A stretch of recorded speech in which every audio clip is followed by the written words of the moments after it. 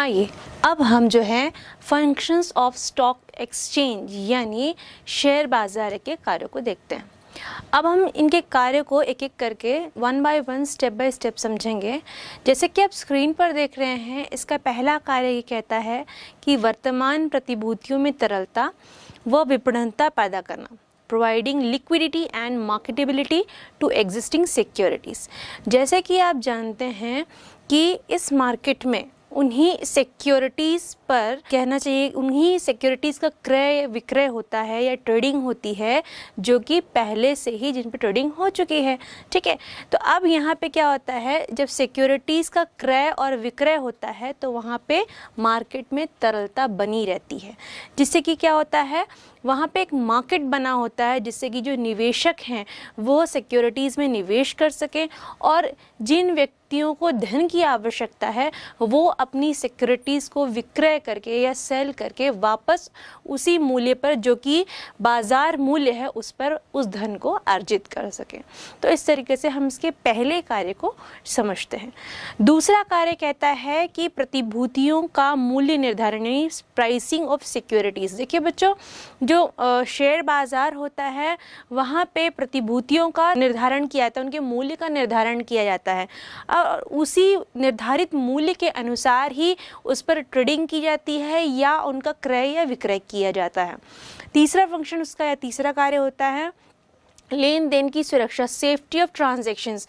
इनमें जो ट्रांजैक्शंस होते हैं, चाहे क्रय करना हो चाहे विक्रय करना हो, अर्थात प्रतिभूतियों को हम या सिक्योरिटीज़ को खरीद रहे हैं या बेच रहे हैं, ये पूरी सेफ्टी के साथ किया जाता है जिससे कि जो निवेशक होते हैं वो अगेन एंड अगेन या बार बार निवेश करें और मार्केट में तरलता बनी रहे। निवेशक क्या करे, प्रतिभूतियों को खरीदे और अपना धन लगाएं और जिससे कि नए नए निवेशक भी आए, आकर्षित हो इसकी और जो ऑलरेडी एग्जिस्टिंग निवेशक हैं वो स्टॉक एक्सचेंज से सेटिस्फाइड होकर के उसमें अपने काम को निरंतर या अपनी ट्रेडिंग को निरंतर बनाए रखें।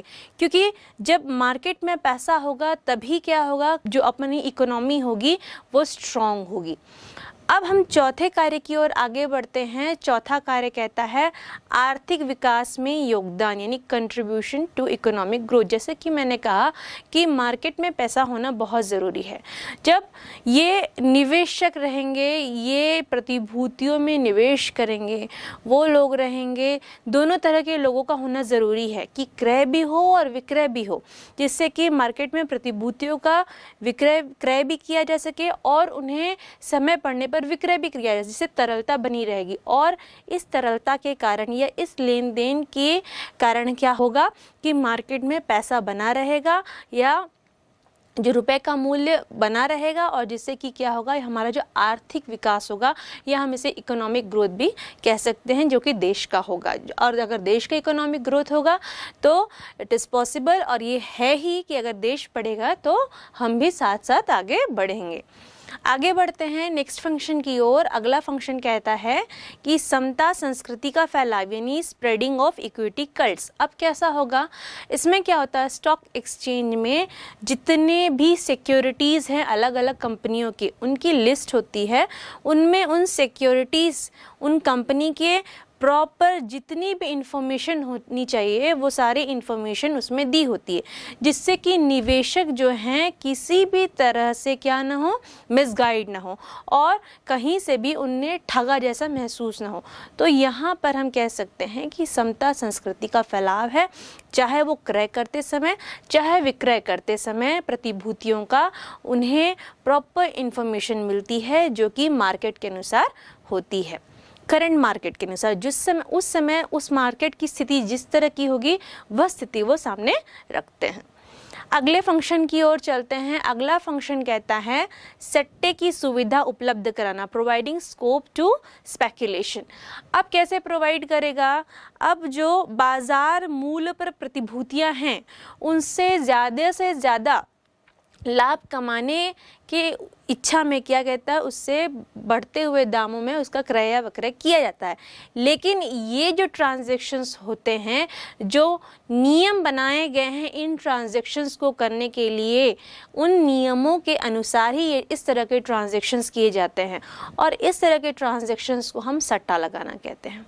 ठीक है, अगले फंक्शन की ओर जाते हैं और अगला फंक्शन कहता है कि आर्थिक पैमाना, इकोनॉमिक बैरोमीटर। अब इकोनॉमिक बैरोमीटर क्या है कि आर्थिक पैमाना ये है कि निवेशक जो निवेश करेगा और किस पे निवेश करेगा, सिक्योरिटीज़ पे, ठीक है, और जो अपने सिक्योरिटीज़ को वापस करके या विक्रय करके वापस धन कमाना चाहते हैं उनके लिए क्या होगा, जो बैरोमीटर्स होते हैं, मतलब जैसे कि मार्केट में जो रेट चल रहा है, जो मूल्य चल रहा है उन सिक्योरिटीज़ का, उन मूल्य के हिसाब से ही क्या होगा, उन सिक्योरिटीज़ की लेन देन होगी।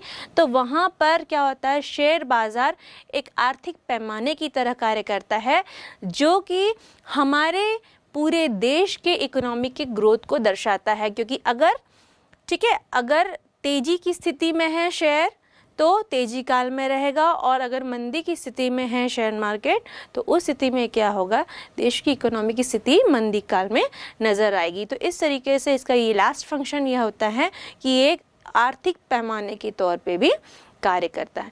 तो बच्चों इस तरीके से हमने फंक्शन ऑफ स्टॉक एक्सचेंज को जाना।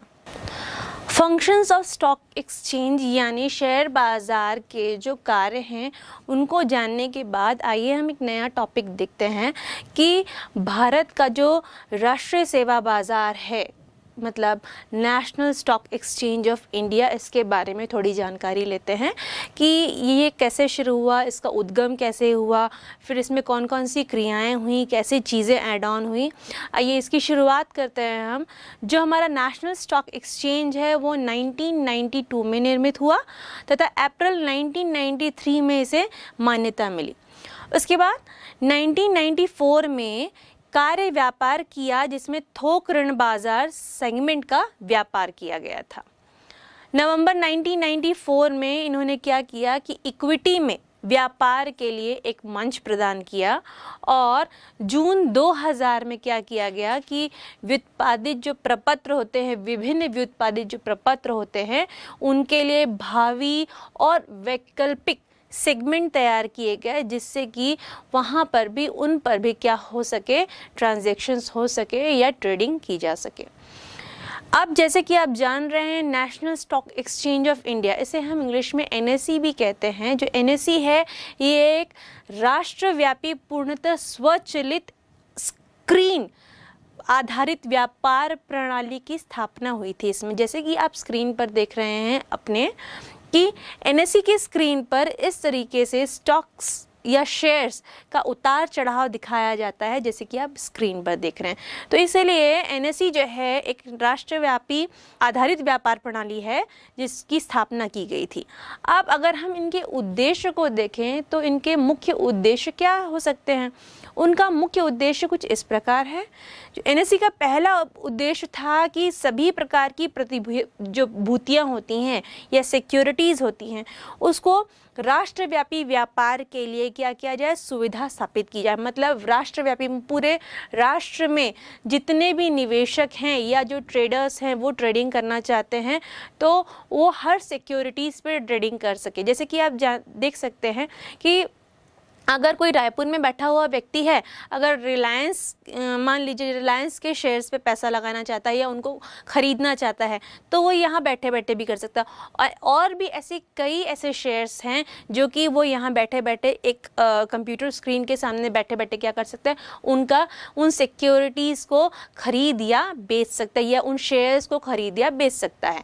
तो दूसरा इसका उद्देश्य क्या होगा, उसके अनुसार कि एक ये औचित्यपूर्ण संचार नेटवर्क के द्वारा पूरे देश भर में निवेशकों को समान जो सूचना होती है वो पहुंचाता है। ठीक है। तीसरा जो ये था कि इलेक्ट्रॉनिक व्यापार प्रणाली का उपयोग करते हुए एक निष्पक्ष, सक्षमतापूर्ण तथा पारदर्शी प्रतिभूति बाजार उपलब्ध कराता है। चौथा था कि लघु भुगतान चक्र तथा बुक प्रविष्टि निपटाने के योग्य बनाता है। मतलब सारे जो काम होते हैं वो मैनुअल ना होकर के कंप्यूटराइज्ड होते हैं। ठीक है। और पांचवा जो था कि अंतर्राष्ट्रीय ऊंचाइयों एवं मानकों को प्राप्त करने की एक कोशिश कर रहा था। तो इस तरीके से जो इसके उद्देश्य हैं वो एनएसई के उद्देश्य हमने जाने। अब जो एनएसई का बाजार खंड की अगर हम चर्चा करें तो इसे 2 भागों में डिवाइड किया गया है। आइए अब इनको हम थोड़ा डिटेल में समझते हैं कि ये दोनों बाजार खंड कौन कौन से हैं। बच्चों, हम जो है एनएसई के बाजार खंड में देखेंगे 2 खंड। जो पहला खंड है वो कुछ इस प्रकार है, जिसे कहते हैं थोक विक्रय ऋण बाजार खंड। ये जो खंड होता है ये व्यापक दायरे की स्थिर जो आय प्रतिभूतियों के लिए होता है। ये एक व्यापार मंच प्रदान करता है, ठीक है, और जिसके अंतर्गत जो सेंट्रल गवर्नमेंट की जो सिक्योरिटीज़ होती हैं, साथ साथ जो राजकोषीय बिल होते हैं और बॉन्ड्स, जो डिफरेंट बॉन्ड्स होते हैं, जैसे हमने एक पढ़ा था ज़ीरो कूपन बॉन्ड, इस तरह के बॉन्ड्स के साथ साथ जो म्यूचुअल फंड होते हैं, इस तरह की चीज़ें इसके अंतर्गत ली जाती हैं और इन चीज़ों का व्यापार किया जाता है। दूसरा हम देखेंगे बाजार खंड, वो है पूंजी बाजार खंड। इसमें जो होते हैं इक्विटी, शेयर, ऋण पत्र जिसे हम डिबेंचर भी कहते हैं, फिर एक्सचेंज ऑफ बिजनेस फंड, इसके अलावा के साथ साथ जो फुटकर सरकारी प्रतिभूतियाँ, ये सिक्योरिटीज़ होती हैं, उनके लिए भी सक्षम तथा पारदर्शी मंच उपलब्ध कराता है ये खंड। तो इस तरीके से हमने एनएसई के जो बाजार खंड हैं वो जो कौन कौन से 2 बाजार खंड हैं और वो किन किन पर हमें जो मंच, पारदर्शी मंच उपलब्ध कराता है जिससे कि ट्रेडिंग हो सके, हमने वो जाना, ठीक है।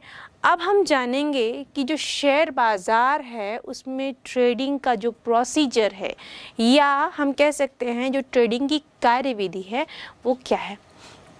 बच्चों, आप ये जो स्क्रीन पर कुछ स्टेप्स देख रहे हैं, इन स्टेप्स के माध्यम से ही ट्रेडिंग की जाती है। आप जो इन स्टेप्स को देख रहे हैं, हालांकि ये बहुत लंबे दिख रहे हैं, लेकिन ये जो प्रोसीजर है वो इतना स्लो नहीं है जितने स्टेप्स में ये दिख रहा है। हालांकि ये पूरे स्टेप्स फॉलो होते हैं, लेकिन क्योंकि ये पूरा काम इलेक्ट्रॉनिक बेसिस पे होता है, ऑनलाइन बेसिस पे होता है, तो ये काम क्विक हो जाता है, चुटकियों में हो जाता है, इनमें ज़्यादा समय नहीं लगता है। आइए हम इस प्रोसीजर को या प्रोसेस को डिटेल में समझते हैं, स्टेप बाय स्टेप समझते हैं कि हर एक स्टेप में क्या होता है। ये बहुत इंटरेस्टिंग है, देखिएगा। फर्स्ट जो पहला स्टेप है वो कहता है कि दलाल का चयन करना, यानी सिलेक्शन ऑफ ब्रोकर। अब जो दलाल है वो कौन होगा? जो पहली बात, जो दलाल होगा वो सेबी द्वारा पंजीकृत होगा, ठीक है। अब ये दलाल किस तरह, कौन हो सकता है, या कोई व्यक्ति हो सकता है या व्यक्तियों का समूह हो सकता है, कौन हो सकता है, ये सवाल उठता है। तो ये जो दलाल होगा कोई व्यक्ति भी हो सकता है या फिर कोई साझेदारी फर्म भी हो सकती है। तो इसका पहला स्टेप क्या था कि शेयर बाज़ार में ट्रेडिंग करने से पहले क्या करना है? सबसे पहले हमें क्या करना है? दलाल को चुनना है। तो पहला दलाल हम कैसे चुनेंगे? दलाल वही व्यक्ति होगा जो कि सेबी के द्वारा पंजीकृत होगा, मतलब उसका रजिस्ट्रेशन होना चाहिए सेबी में, और या तो ये कोई इंडिविजुअल हो सकता है, व्यक्ति हो सकता है, या फिर क्या हो सकता है, कोई पंजीकृत या साझेदारी फर्म हो सकती है। आइए अब हम इसके दूसरे स्टेप की ओर चलते हैं कि इस प्रोसीजर में दूसरा स्टेप कौन सा है। जो दूसरा स्टेप है वो कहता है जो डिपॉजिटरी के पास डीमैट अकाउंट खुलवाना। अब जैसे आपने देखा होगा कि आप बैंक में अकाउंट खुलवाते हैं तो उसके लिए क्या करते हैं, आप एक फॉर्म फिल करते हैं। फॉर्म फिल करने के साथ साथ उसमें 1000 रुपये कैश भी जमा करते हैं। तो यहाँ पे क्या, ये मैनुअल वर्क हुआ। लेकिन जब आप स्टॉक एक्सचेंज में इस प्रोसीजर में अपना डीमैट अकाउंट खुलवाते हैं तो ये अकाउंट ऑनलाइन ओपन होता है, इसमें कोई पेपर वर्क नहीं होता, ये मतलब पेपरलेस होता है ये पूरा। और इसमें जो डिपॉजिटरी जो सेवा देगी उसमें जो पक्षकार होगा, डिपॉजिटरी सेवा या डिपॉजिटरी सर्विस का जो पक्षकार होगा वो उसमें क्या होगा, ये कौन करेगा ये कार्य? डीमैट अकाउंट खुलवाने का। डीमैट अकाउंट खुलवाने का जो कार्य होगा ये डिपॉजिटरी पार्टिसिपेंट के द्वारा ही किया जाएगा, और ये सिक्योरिटीज़ का लेन देन इलेक्ट्रॉनिक बेसिस पे होगा। अब जो डिपॉजिटरी है वो 2 डिपॉजिटरी संस्थान हैं हमारे देश में। जो 2 डिपॉजिटरी संस्थान हैं वो कुछ इस प्रकार हैं। पहली है नेशनल सिक्योरिटी डिपॉजिटरी लिमिटेड और दूसरी है सेंट्रल डिपॉजिटरी सर्विस लिमिटेड। अब इस डिपॉजिटरी पर जो पार्टिसिपेंट है उसका क्या काम होता है, जो कि एक डीमैट अकाउंट खुलवाता है? उसका पहला काम यही होता है कि डीमैट अकाउंट खुलवाना, किसका? निवेशक यानी इन्वेस्टर का। दूसरा काम क्या होगा? दूसरा काम यही होगा कि जो निवेशक है उनके अंश खातों का लेखा जोखा तैयार करना, ठीक है, कि उनका हिसाब किताब रखना कि उन्होंने कितने शेयर्स या सिक्योरिटीज़ खरीदी हैं, किस मूल्य पर खरीदी हैं, अगर ये बेचना चाह रहे हैं तो अगर कोई बेची भी है तो किस मूल्य पे बेची हैं, इन्हें प्रॉफिट हो रहा है किसी सिक्योरिटी के माध्यम से या लॉस हो रहा है, ये सारी जानकारी, ये सारा हिसाब किताब रखना किसका काम होगा? इस डिपॉजिटरी पार्टिसिपेंट का काम होगा, ठीक है। और इसका लास्ट काम ये होगा कि ये क्या करेंगे, अपने जो निवेशक होंगे, जैसे कि आप देखते होंगे कि आप बैंक स्टेटमेंट मंगवाते हो कि उसमें पूरा डिटेल्स दिया रहता है कि कब कहाँ से कौन सा पैसा मिला, ट्रांजैक्शंस कैसे हुए, कुल मिला करके कहाँ से पैसा आया, आपने कितना पैसा कब किसी अकाउंट में ट्रांसफ़र किया या आपने निकाला। तो ये जो ट्रांजैक्शंस होते हैं आप स्टेटमेंट के माध्यम से अच्छा लंबा कई दिनों का देख सकते हैं। तो ये जो स्टेटमेंट होता है, ये स्टेटमेंट किसको देना? निवेशक को देना, जिससे कि उसको उसके डीमैट अकाउंट में जो ट्रांजैक्शंस हो रहे हैं उसके बारे में डिटेल नॉलेज मिले, ठीक है। तो ये दूसरा कार्य था इस प्रोसीजर का। अब तीसरे हम आगे बढ़ते हैं, उसका तीसरा जो बिंदु है या प्रोसीजर का जो तीसरा स्टेप है वो है आदेश देना, यानी ऑर्डर प्लेस करना। अब जो निवेशक होगा किसको ऑर्डर प्लेस करेगा? पहले हमने क्या किया था? पहले हमने क्या किया था कि दलाल चुना था। तो ये जो ऑर्डर प्लेस होगा किसको होगा? उस दलाल को होगा। और वो दलाल क्या करेगा? जिस कंपनी के शेयर्स या सिक्योरिटीज़ खरीदनी है या किसी शेयर्स या सिक्योरिटीज़ किसी कंपनी को बेचनी है, तो वह आदेश दिए अनुसार वह आदेश हम किसको देंगे? वह आदेश हम देंगे दलाल को। और अब जो चौथा बिंदु आता है वो होता है आदेश को पूरा करना, यानी एग्जीक्यूटिंग द ऑर्डर। जब हमने दलाल को आदेश दे दिया कि भाई हमें ये सिक्योरिटीज़ खरीदने हैं या हमें ये सिक्योरिटीज़ हमें इसे बेचनी है, ठीक है, तो उस आदेश को क्या करेगा? वो दलाल पूरा करेगा। उस आदेश को पूरा करते ही वो एक कॉन्ट्रैक्ट नोट बनाएगा, जिसके अंतर्गत क्या जानकारियाँ होंगी? उसके अंतर्गत वो सारी जानकारियाँ होंगी जो जिन सिक्योरिटीज़ पे उन्होंने ट्रांजैक्शंस किए हैं। मान लीजिए किसी सिक्योरिटीज़, जिस सिक्योरिटी पे ट्रांजैक्शन किए हैं वो सिक्योरिटीज़ का नाम लिखा जाएगा, ठीक है, कौन सी कंपनी की सिक्योरिटीज़ थी, वो कितनी क्वांटिटी में थी, मतलब वो कितने नंबर्स में थी, वह किस मूल्य पर खरीदी गई थी और किस मूल्य पर बेची गई हैं, वो सारी। और साथ साथ उस सिक्योरिटीज़ के क्रय विक्रय और उसकी डिटेल देने के साथ साथ वह क्या करेगा? उसमें अपनी दलाली भी ऐड ऑन या ब्रोकरेज को भी उसमें ऐड ऑन करेगा। तो यहाँ पे आदेश पूरा करना वाला स्टेप कंप्लीट होता है। इसके बाद आता है निपटारा करना, यानी सेटलमेंट करना। अब निपटारा करने का मतलब क्या होगा? जो भी क्रय विक्रय करना है, ठीक है, तो मान लीजिए कोई विक्रेता है, वो अपने जो सिक्योरिटीज़ है वो क्रेता को बेच रहा है, तो जो विक्रेता के डीमैट अकाउंट से वो सिक्योरिटीज़ किस में शिफ्ट हो जाएगी, ट्रांसफ़र हो जाएगी? क्रेता के डीमैट अकाउंट में। तो ये जो होता है कहलाता है निपटारा करना या सेटलमेंट करना। अब बच्चों ये जो सेटलमेंट होते हैं वो भी दो तरीके के होते हैं, जैसे कि आप अपने स्क्रीन पर देख रहे हैं। पहला होता है मौके पर निपटाना, यानी इसे हम इंग्लिश में कह सकते हैं रोलिंग सेटलमेंट भी कह सकते हैं कि मंडे को, माने सोमवार को अगर हमने किसी कोई व्यापार किया, वेडनेसडे तक उसका पूरा मतलब सुपुर्दगी हो जाएगी। कहने का मतलब पैसे भी दे दिए जाएंगे उस सिक्योरिटीज़ के और क्या हो जाएगा? वो सिक्योरिटीज़ भी मिल जाएगी। जैसे कि हम इसे T+2 इस रेशो, ये जो फॉर्मूला है इसे समझ सकते हैं। और इसको हम डिटेल में अगर समझें तो T क्या है? व्यवहार का दिन है। T+1 क्या है? सौदा पक्का किया गया, ये तय किया जाएगा, ये सूचना दी जाएगी। और T+2 यानी सुपुर्दगी का भुगतान, वो सिक्योरिटीज़ भी उनको पहुंच जाएगी और जो क्रेता है वो भी उन सिक्योरिटीज़ के लिए भुगतान करके विक्रेता के डीमैट अकाउंट में ट्रांसफ़र कर देगा। तो ये T+2 के उसमें चलता है। T+2 मतलब 2 दिन के अंदर, ठीक है, 2 दिन में ये व्यवहार पूरा हो जाएगा। जो दूसरा जो सेटलमेंट है, ये तो पहला वाला था मौके पर निपटाना, मतलब 2 दिन में ये व्यवहार निपट गई, ये ट्रेडिंग हो गई। दूसरा जो होता है वो अग्रिम निपटाना कहते हैं, इसे फॉरवर्ड सेटलमेंट भी कह सकते हैं। इसे क्या होता है T+5 या T+7, जैसे T+2 में क्या था, मंडे को हुआ, ठीक है, मंडे को व्यवहार सेटल हुआ तो वेडनेसडे को होगा, लेकिन इसे T+5 मतलब 5 दिन में करना है या 7 दिन में करना है, इस तरह के हम बिंदुओं से समझ सकते हैं और इस इतने दिन का इंटरवल इसमें लगता है।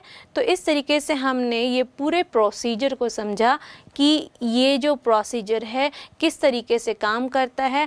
जितना लंबा ये दिख रहा है ये उतना लंबा होता नहीं, क्योंकि ये सारा काम ऑनलाइन होता है, इलेक्ट्रॉनिक बेसिस पे होता है, तो ये काम बहुत ही जल्दी हो जाता है। ये बहुत ही इंटरेस्टिंग क्वेश्चन है और अक्सर आपके एग्ज़ाम्स में पूछा जाता है। तो बच्चों इस कॉन्सेप्ट को अच्छे से और इस प्रोसीजर को अच्छे से समझिएगा और इसे अपने आंसर शीट में अच्छी तरह से लिख के आइएगा। आइए हम अब एक और इम्पॉर्टेंट टॉपिक को डिस्कस करते हैं, जो कि न कि केवल आपके सिलेबस के लिए इम्पॉर्टेंट है बल्कि आपके सामान्य ज्ञान के लिए भी बहुत महत्वपूर्ण है।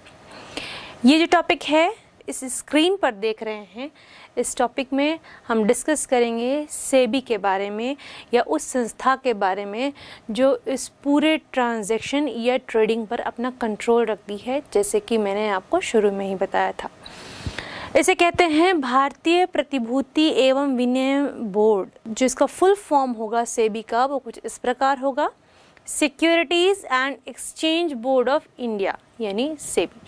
जैसे कि बच्चों मैंने आपको पहले ही बताया था, जो भी ट्रेडिंग होगी या जो भी ट्रांजैक्शंस होंगे वो सेबी के द्वारा जो भी नियम बनाए जाएंगे उसके अंतर्गत ही किए जाएंगे।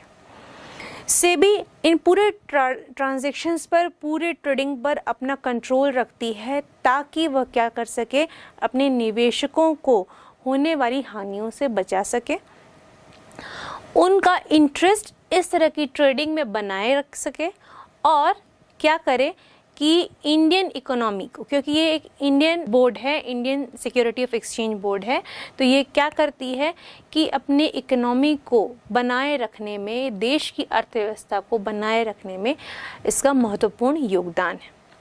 आइए अब हम इसकी स्थापना के बारे में चर्चा करते हैं कुछ बिंदुओं पर, जो कि इस प्रकार है। जो कि देश की अर्थव्यवस्था को सुदृढ़ बनाने और निवेशकों की हितों की रक्षा करने के लिए, जो शेयर बाजार की क्रियाओं को नियंत्रित करने के लिए और पूंजी निर्गमन अधिनियम सन 1947 को लागू किया गया था, ठीक है। अब ये जो उस समय 1947 में लागू हुआ था, क्योंकि इसका जो कंट्रोल था ये प्रॉपर नहीं हो पा रहा था, ये प्रॉपर उन चीज़ों को कंट्रोल नहीं कर पा रहा था जो इसने डिसाइड की थी, जैसे कि निवेशकों के हितों की रक्षा करना या देश की अर्थव्यवस्था सुदृढ़ बनाना। जो इनके ऑब्जेक्टिव इन्होंने डिसाइड किए थे वो प्रॉपर फुलफिल नहीं हो रहे थे। तो इस स्थिति में जो 1947 में जो अधिनियम लागू हुआ, पूंजी निर्गमन अधिनियम, वो असफल हो गया। अब इस पूंजी निर्गमन अधिनियम के असफल होने के बाद क्या हुआ, 1988 में क्या हुआ, भारत सरकार द्वारा वित्त मंत्रालय के प्रशासनिक नियंत्रण करने के अंतर्गत सेबी की स्थापना की गई, ठीक है। और उसके बाद 1992 में क्या हुआ, इसका भारतीय संसद द्वारा प्रस्ताव पारित किया गया और भारतीय प्रतिभूति एवं विनिमय बोर्ड अधिनियम सन 1992 में के अंतर्गत एक जो है संविधाकीय निकाय के रूप में, यानी एक अपना एक उन्होंने इंडिविजुअल बना दिया कि ये एक निकाय है और ये अपना एक अलग से इनका पुनर्गठन किया गया, अलग से ये ऑर्गेनाइजेशन बनाया गया जिसका पृथक वैधानिक अस्तित्व एवं क्या है, सार्वमुद्रा होती है, ठीक है। अब जैसे कि आप जानते हैं, जैसे कि आपने जाना और देखा कि सेबी कैसे बनी, सेबी का निर्माण किस तरीके से हुआ और सेबी को स्टार्ट ही मैंने किया था कि सेबी किस लिए बनाई गई। अब उन्हीं बिंदुओं पर चर्चा करते हुए आइए हम सेबी के उद्देश्यों को देख लेते हैं कि सेबी के मुख्य उद्देश्य क्या हैं। सेबी का पहला मुख्य उद्देश्य है कि शेयर बाजार का नियमन करना, यानी regulation to the stock exchange. जो निवेशक हैं उनको क्या करना, हमेशा सेफ साइड में रखना, शेयर के क्रय विक्रय को कंट्रोल करना कि किसी भी तरह से निवेशक को या क्रेता या विक्रेता को हानि न हो। तो यह इसका सेबी का पहला उद्देश्य है।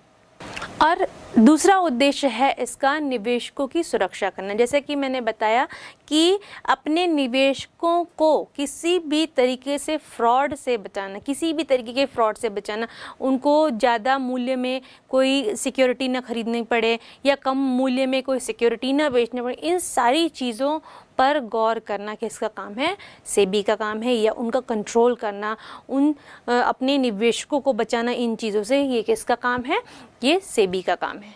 तीसरा जो उद्देश्य है वो है आंतरिक ट्रेडिंग को रोकना। आंतरिक ट्रेडिंग को रोकना मतलब इंटरनल बेसिस पे किसी भी ऑर्गेनाइजेशन के या किसी भी फर्म के जिनकी सिक्योरिटी सेल होने वाली है, उनके इंटरनल बातों को लीक करना और जो छुपाने वाली चीज़ें होती हैं जो कि सभी लोगों के बीच में डिस्क्लोज़ नहीं की जा सकती या बताई नहीं जा सकती, उस तरीके की चीज़ों को रोकना ताकि ट्रेडिंग क्या हो सके, अंडर कंट्रोल हो सके और फेयर हो सके, मतलब वास्तविक हो सके, जिससे कि क्या हो, सभी निवेशक जो क्रय कर रहे हैं और विक्रय कर रहे हैं सिक्योरिटीज़ को, उनको बराबर मौका मिले और वह अपने विवेक का इस्तेमाल करते हुए क्या करें, ये ट्रेडिंग कर सकें।